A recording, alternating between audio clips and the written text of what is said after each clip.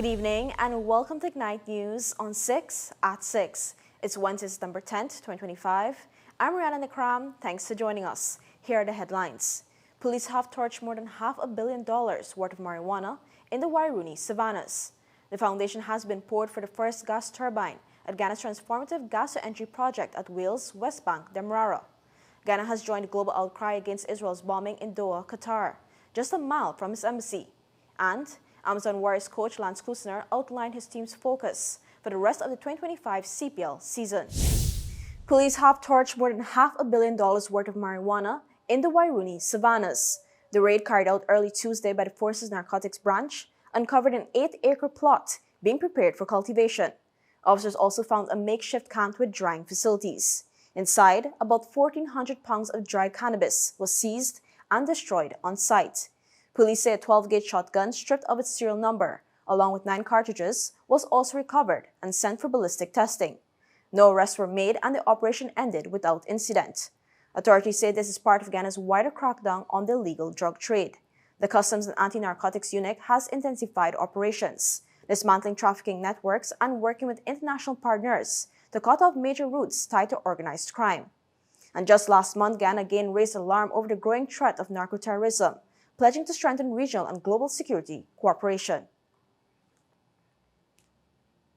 At his inauguration, President Dr. Irfan Ali pledged that Ghana will stand tall on the world stage while deepening bonds at home. He said the nation's prosperity must be shared across the region, and every Guyanese, including those in the diaspora, has a role to play in building the country's future. We'll deepen economic ties with our neighbors, expanding trade, investment, infrastructure, and knowledge exchange, so that growth at home strengthens the wider Latin American and Caribbean community. On a lighter note, the president urged citizens enjoy the sunshine that blessed the ceremony, drawing a contrast with the cold conditions often seen at inaugurations abroad. Turning back to diplomacy, he reaffirmed Ghana's peaceful approach to regional relations, while making clear that sovereignty will be defended with unity and respect for the law. We seek peace with all our neighbors and defend our sovereignty with the quiet confidence of law and the steady strength of unity. President Ali also underscored the importance of the diaspora, highlighting their expertise, capital, and global networks as vital to Ghana's transformation. He promised greater engagement, investment opportunities, and access to world-class services at home. In the coming days, he said, a cabinet will be named, chosen for competence, character, and service. Calling for bold decision-making and adaptability, the president said his government is ready to guide Guyana through a complex global environment while safeguarding sovereignty, prosperity, and opportunity for generations to come. The foundation has been poured for the first gas turbine at Ghana's transformative gas entry project at Wales, West Bank, Demerara. President Dr. Irfan Ali says updated plans for the Wales industrial zone include space for a data center, an ammonia and urea plant, and a glass factory. The president recently met with Winston Brassington, head of the gas entry task force, who reported steady progress. Phase 1 of the project, covering a 300-megawatt power plant and natural gas liquids facility, is being executed by Linsika Guyana Inc. Over 300 people are already employed, with another 100 to be hired soon as more turbine foundations are completed. Phase 2 will add a second 300-megawatt plant, with 7 firms already submitting proposals. Meanwhile, 20 million cubic feet of gas has been earmarked for a fertilizer plant capable of producing 300 tons of urea annually. The project is expected to slash electricity costs by half, boost jobs, and drive Ghana's long-term energy security and industrial growth. Still ahead on Ignite News, Ghana condemns Israel's bombing in Doha. Fuel it up and drive, super 95. Fuel it up and drive, super 95. Protect your fuel system, boy. High mileage and performance, boy. Guy Oil's Super 95 gasoline gives you more reasons to drive and is available at 56 service stations nationwide. For affordable price, high performance, and high mileage, choose Guy Oil's Super 95 gasoline. Fuel it up and drive. Welcome back to Ignite News on 6 at 6. Thanks for staying with us. Ghana is joining the global community in condemning Israel's bombing in Doha. The government of Ghana has joined the international community in condemning the unilateral bombing carried out by the Israel Defense Force in Doha, Qatar, just about a mile from the Ghana embassy. In a statement issued yesterday, President Dr. Irfan Ali called the strike a blatant violation of international law and a direct assault on Qatar's sovereignty and territorial integrity. He stressed the attack does nothing to advance peace in Gaza or bring an end to the wider conflict in the Middle East. Dr. Ali reaffirmed Ghana's solidarity with Amir and people of Qatar, urging respect for international law and support for allies working to end the war in Gaza and fight global terrorism. United Nations Secretary General Antonio Guterres also condemned the bombing and called for a permanent ceasefire. We are just learning about the Israeli attacks in Qatar, a country that has been playing a very positive role to achieve a ceasefire and release of all hostages. I condemn this flagrant violation of the sovereignty and territorial integrity of Qatar. All parties must work towards achieving a permanent ceasefire, not destroying it. Qatar has long been a key ally in the fight against terrorism and continues to play a major role in diplomatic efforts, alongside the US and Egypt, to end the war in Gaza. Guyana is calling on the United Nations to strengthen peacekeeping operations to meet today's evolving global challenges. Speaking at the Security Council's open debate on the future of peace operations, Deputy Permanent Representative Ambassador Trishal Prasad said prevention, protection, and adequate resources must remain at the heart of global security. The protection of civilians, including children, the promotion of human rights, and the full implementation of the Women, Peace and Security agenda are not ancillary functions. They are the very essence of our collective efforts to build sustainable peace. Ambassador Prasad stressed that prevention is more humane and cost-effective than intervention. She said peace missions should be judged not only on managing conflict, but on stopping violence before it escalates. The success of peace operations should be measured not just by their ability to manage conflict, but by their capacity to prevent it from erupting or escalating. She also warned that peacekeeping cannot succeed without proper funding, urging member states to step up support. Guyana, she added, remains committed to building robust, agile missions that can respond to tomorrow's crisis. When we come back, Guyana's Hope and Justice Centers provide relief to hundreds of vulnerable citizens. The world marks Suicide Prevention Day, and Coach Lance Klusner shares the Warriors' game plan for the CPL. That and more right after the break. Your business is built on hard work, vision, and the drive to succeed. At GBTI, we understand what it takes to grow. That's why we offer Grow, a small business service designed to help your business expand, adapt, and reach its full potential. From new opportunities to new milestones, we're here to support you every step of the way. Grow from GBTI. Progress starts here.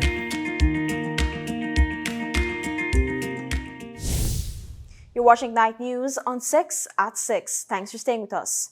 Guyana's Hope and Justice Centers are bringing relief to hundreds of citizens in need. The Hope and Justice Centers, established in 2024, have already documented nearly 400 cases, providing support in areas such as domestic violence, child care, legal assistance, and elderly abuse. According to the Ministry of Human Services and Social Security, the centers are not only response hubs, but also safe spaces offering communities vital resources. The Luznang Hope and Justice Center, launched in January last year, has been leading much of this work. Public Relations Officer Adviso Paul said dedicated professionals are working tirelessly to support victims of gender-based violence. Manager of the Sexual Offenses and Domestic Violence Unit, Dr. Kona Husbands, explained that the facility works in collaboration with the Ministry of Legal Affairs, the Inter-American Development Bank, and the Guyana Police Force.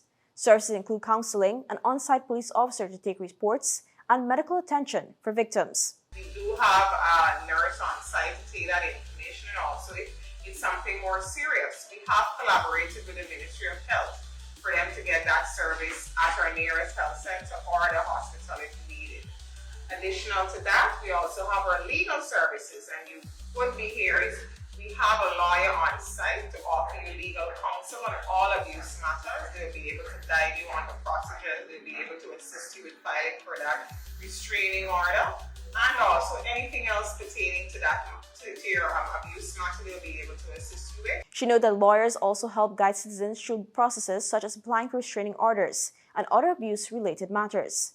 Attorney at law Talia Thompson said volunteer lawyers provide legal advice at the center. We provide legal assistance to the Hope and Justice Center, specifically on areas involving domestic violence. While the Hope and Justice Center deals mainly with domestic violence, it is not closed off to that specific area of law alone. They offer legal advice in relation to other areas of law if persons are so interested. Thompson added while legal advice and referrals are available, legal representation is not. However, referrals are made to the relevant agencies for further support. Guyana today joins the rest of the world in observing World Suicide Prevention Day under the theme Changing the Narrative on Suicide. The World Health Organization says suicide remains a major public health challenge, claiming more than 720,000 lives every year. Each loss, it notes, brings deep emotional, social, and economic impacts on families, friends, and communities.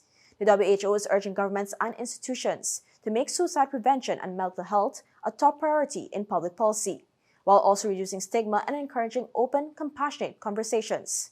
Here in Guyana, the Ministry of Human Services and Social Security reaffirmed that suicide is not the answer. It reminded citizens that help is available through the 914 hotline, staffed with professionals ready to assist.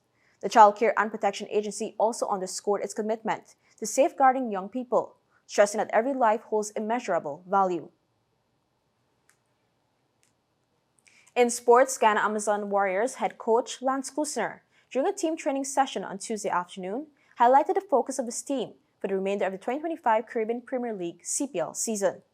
The focus is just on us. I think we've let ourselves down a little bit in terms of maybe kicking on and individuals making a bigger score.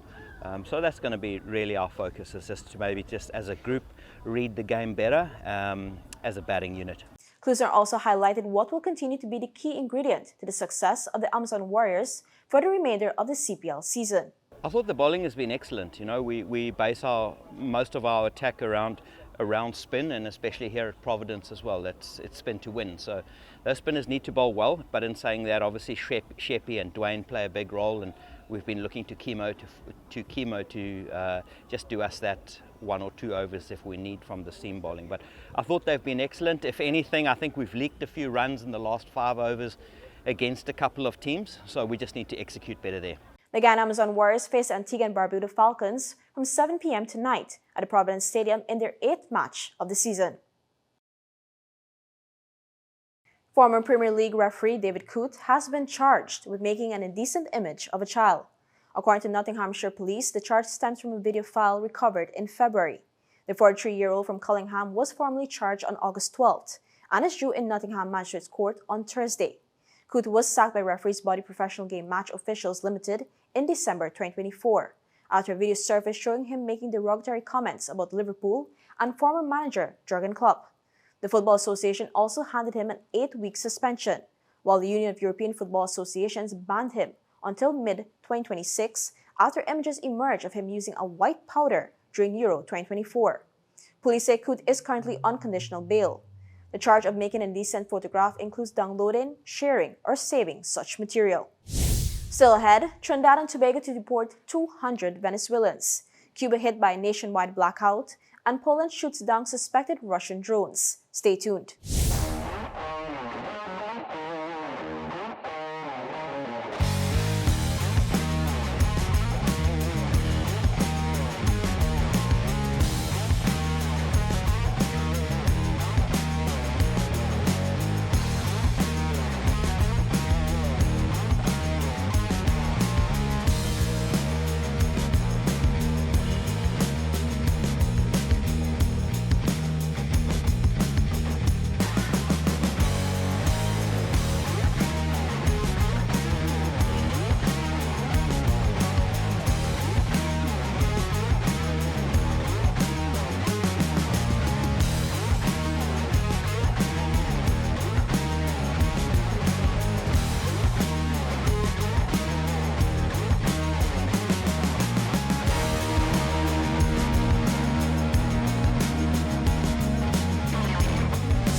Welcome back. We turn to the region where Trinidad and Tobago has announced the deportation of hundreds of Venezuelans. Prime Minister Kamala Prasad-Bisesar says her government will deport about 200 Venezuelans currently in the nation's prisons. She also announced upgrades to Coast Guard facilities at Cedros, along with new vessels to strengthen the fight against human and drug trafficking. Prasad-Bisesar dismissed an appeal from Colombian President Gustavo Petro, who asked TNT to help locate the remains of 11 alleged members of the Venezuelan gang Tren de Aragua. They were reportedly killed when a U.S. Navy strike destroyed a drug boat off Venezuela last week. The Prime Minister made it clear the vessel was not civilian, but carrying narcotics, saying those drugs fuel violence and destroy families. She declared she would rather see traffickers blown to pieces than citizens murdered by gang violence. The announcement comes as the U.S. ramps up its military presence in the southern Caribbean, an initiative backed by TNT, Guyana, and several regional partners. Cuba's national power grid collapsed this morning, plunging the entire island into darkness for the fourth time in less than a year. Authorities say the grid went down at 9:14 a.m., leaving 10 million residents without electricity. The Energy Ministry and National Electric Union say the causes are under investigation, and restoration efforts are already underway. Even before this blackout, many Cubans had been enduring daily power outages lasting 16 hours or more. The repeated failures highlight the fragility of the country's outdated power system. The crisis is compounded by shortages of fuel, food, and other essentials amid Cuba's worst economic downturn in decades. Residents like Raul Ernesto Gutierrez in Havana say they now must cope with charcoal and firewood, describing the situation as stressful and frustrating.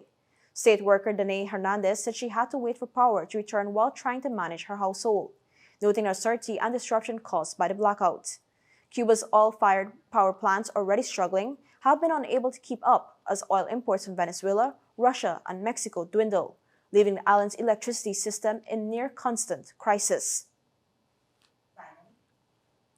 Finally this evening, Poland says it has shot down suspected Russian drones that violated its airspace in the first known instance of a NATO member firing during Russia's war in Ukraine. Prime Minister Donald Tusk told Parliament it was the closest Poland has come to open conflict since World War II, though he added there's no sign war is imminent. We are most likely dealing with a large-scale provocation. At the same time, we are in consultation with our allies. I am in constant contact with the NATO Secretary-General, so that for the next few hours, days, and in the distant future, we can act as effectively as we did tonight in the event of this type of threat. This is the first case when Russian drones were shot down over the territory of the NATO. That is why all our allies take the situation very seriously. The overnight operation involved Polish F-16s, Dutch F-35s, Italian AWACS planes, and NATO refueling aircraft.